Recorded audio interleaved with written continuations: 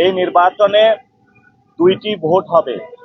একটি হলো parliamentarian member নির্বাচনের জন্য, অর্থাৎ মার্কাতে ভোট হবে।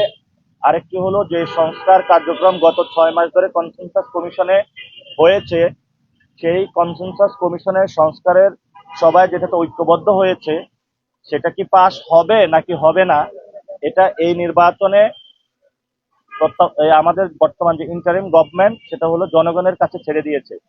অর্থাৎ জনগণ যদি হ্যাঁ ভোটের রায় দেয় তাহলে সংস্কারটা বাস্তবায়ন হবে, আর যদি না হয় তাহলে সংস্কারটা বাস্তবায়ন হবে না।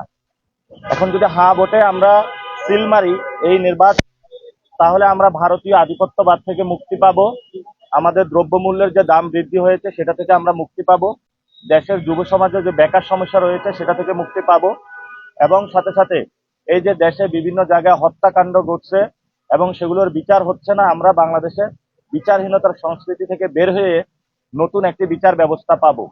এবং আপনারা জানেন বর্তমান যে বাংলাদেশের যে সিস্টেমটা রয়েছে, এটা হলো একটা জায়গায় একীভূত কেন্দ্রিক।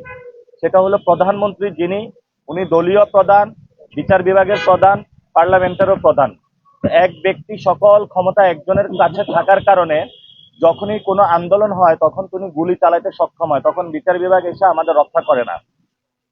অথবা পার্লামেন্টে যখন কোনো আইন পাশ হয়, সেটা দলের বিভিন্ন যে মন্ত্রী এমপি যারা আছে তাদের রক্ষা করার জন্য আইনটা ম্যানিপুলেটেড বা বায়াসড হয়।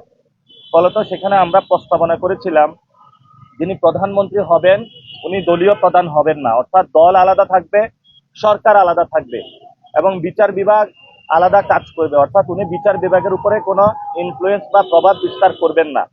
সাথে সাথে আমরা বলেছিলাম যে আলাদা বিচার বিভাগ, পৃথক সচিবালয় গঠনের, যার মধ্য দিয়ে গত 15 বছর আমরা দেখেছিলাম মানুষ বিচার বিভাগের কাছে গেলে যে তুমি যদি আওয়ামী লীগ হও তাহলে বিএনপির আমলে সে তার উপরে নির্যাতন করেছে, আবার আওয়ামী লীগের আমলে বিএনপির কর্মী হলে তাকে বিনা বিচারে তাকে জেলে পাঠিয়ে দিয়েছে। তো আমরা এই সংস্কৃতি দেখতে চাই না।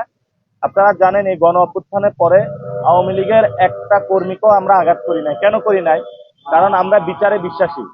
বিচারে বিশ্বাসী হওয়ার কারণেই ট্রাইব্যুনাল গঠন হয়েছে, ট্রাইব্যুনাল অ্যাক্টে শেখ হাসিনার ফাঁসি হয়েছে।